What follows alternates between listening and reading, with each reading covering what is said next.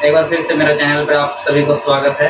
तो आज हम लोग शिक्षा से जुड़ी हुई बात को बताएंगे आप लोगों को। तो हमारे एरिया में जो शिक्षा व्यवस्था है जिस तरह से, सर आप उसके बारे में कुछ बताना चाहेंगे? नमस्कार दोस्तों।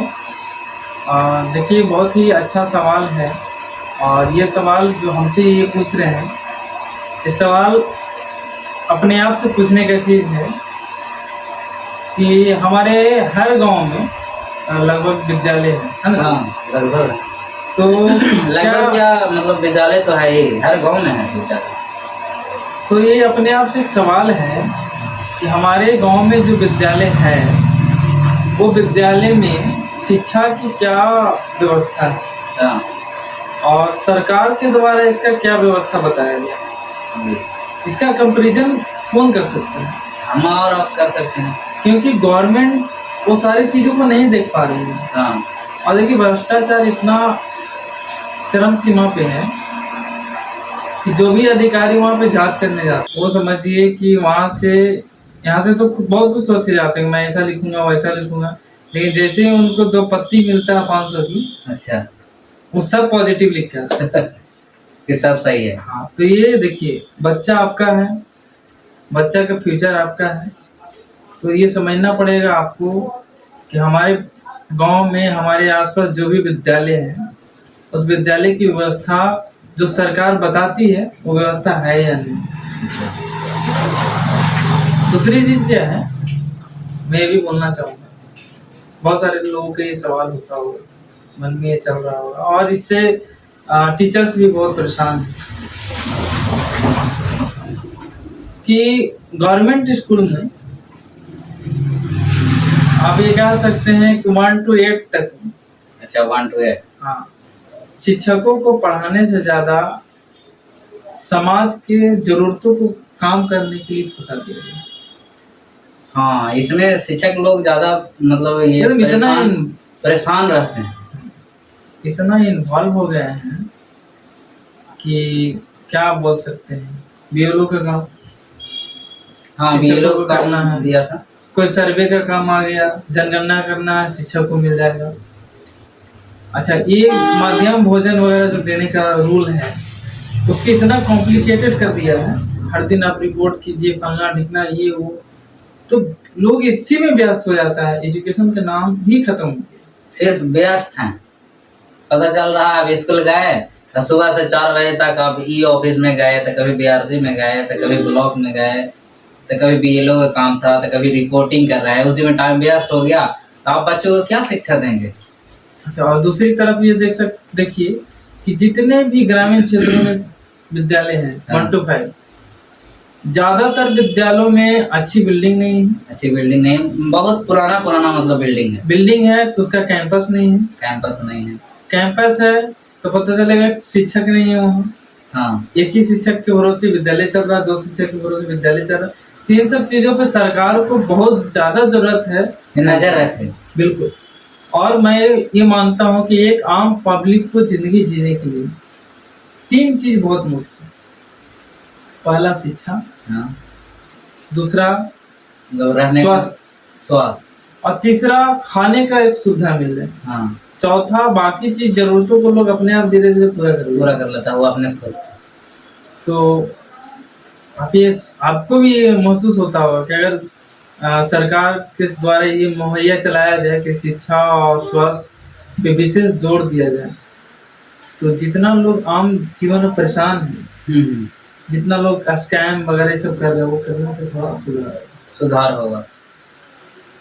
और मैं शिक्षकों से भी निवेदन करना चाहता हूँ कि आप इसका आवाज उठाइए कि हमें मतलब इतना जो काम दिए है उसमें थोड़ा कटौती करें। हाँ, तभी तो हम बच्चे को शिक्षा दे सकते हैं। जिस काम के लिए मुझे आपने रखा है वही काम को आप करवाइए, उसके बाद फिर रिजल्ट देखिए। अच्छा, मजबूरी है। अभी आप देखिए, दूसरी तरफ एक एंगल क्या है कि पहले हम लोग देखते थे कि एक मुख्यालय में, जैसे हमारा मुख्यालय है प्रतापगढ़, इस मुख्यालय में प्राइवेट स्कूल होता था 1-2। अच्छा, अभी ऐसा हो गया है कि मुख्यालय के अलग अलग हिस्सों में भी, हर हिस्सों में प्राइवेट स्कूल हो गया। ये अच्छी बात है, सरकार की एक अच्छी पहल है कि आभा लाया है और स्कूलों को निबंधित करवाए हैं। हाँ, एक आभा अगर क्रिएट हो रहा है तो एक बच्चा एक ही जगह, पेन नंबर। हाँ जो भी बोलता है हम आभा के नाम से जानते हैं, वो बच्चा प्राइवेट में अगर पढ़ रहा है तो सरकारी में उसका रजिस्ट्रेशन नहीं ले सकते। ये अच्छी पहल है सरकार। हाँ, वो कहीं भी रजिस्ट्रेशन होगा एक ही जगह पे एक ही होगा। जगह। लेकिन इसमें भी क्या स्कैम हो रहा है, बच्चा पढ़ रहा है प्राइवेट स्कूल में, एडमिशन है सरकारी स्कूल सरकारी में और पूरी रजिस्ट्रेशन सरकार सरकारी से से करवाया है। हाँ, तो इसके भी पुख्ता कदम उठाने की जरूरत। सरकार को ये होना चाहिए।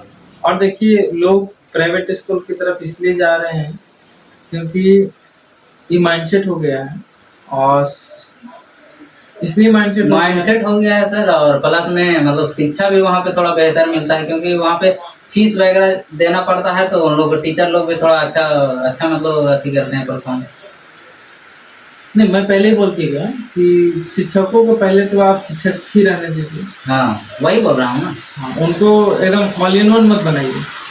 और अगर वो शिक्षक के रूप में काम कर रहे हैं उसके बाद रिजल्ट अच्छा नहीं आ रहा है, उसके बाद भी अगर प्राइवेट स्कूलों का पॉपुलैरिटी हाँ। संख्या बढ़ते जा रही है तो फिर कहीं न कहीं प्राइवेट स्कूलों वाले पे लगाम लगाने की जरूरत है। और एकदम बेझिझक है अगर ये नियम आ जाए कि या तो प्राइवेट स्कूल चले या गवर्नमेंट स्कूल। हाँ, क्योंकि सर जो गरीब बच्चे हैं तो वो तो खैर प्राइवेट स्कूल में तो नहीं जा सकते हैं, उनको बेहतर शिक्षा कहाँ मिलेगा? तो बेहतर शिक्षा कहाँ मिल रहा है? नहीं मिल पा रहा। आज हम मान के चलते हैं कि जहाँ, छोड़िए इस पर कभी और बात करेंगे, वास्तव में जहाँ शिक्षा की जरूरत है बहुत ज्यादा, हाँ, जहाँ पे जागरूक नहीं है वहाँ जागरूकता अभियान क्यों नहीं चलाते जाते? ये हमारे यहाँ ब्लॉक में या पंचायत में मुखिया इसलिए चुना गया है कि आप लोगों को जागरूक कीजिए। ब्लॉक के द्वारा निर्देश दीजिए मुखिया को, मुखिया आपको जागरूकता अभियान चलाएगी। हाँ, या तो फिर मुखिया को होना चाहिए कि हमारे यहाँ ये चीज नहीं है, ये चीज हमको उपलब्ध कराओ। बहुत सारा ग्रामीण क्षेत्रों का आप जाइए देखिए ना, सर्वे कीजिए ना, तो बहुत सारे ऐसे जगह मिलेंगे जहाँ पे शिक्षा का नामो निशान नहीं, पता नहीं है कि शिक्षा होता क्या है। सही बात।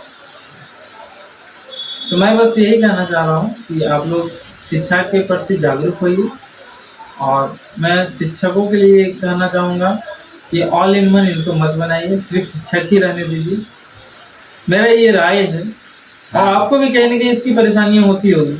हाँ, अगर एक आदमी ऑल इन वन हो जाए तो अपने जीवन से अस्त व्यस्त हो जाएगा, पूरे मतलब लाइफ व्यस्त रहेंगे। एक बढ़िया शेड्यूल बनाइए, मैं उसमें भी बात करूंगा क्या शेड्यूल आप बना सकते हैं, मध्यम भोजन का भी क्या शेड्यूल बना सकते हैं, भोजन के लिए पढ़ाई के लिए क्या शेड्यूल बना सकते हैं, मैं उसको अगली वीडियो में जरूर बात करूंगा।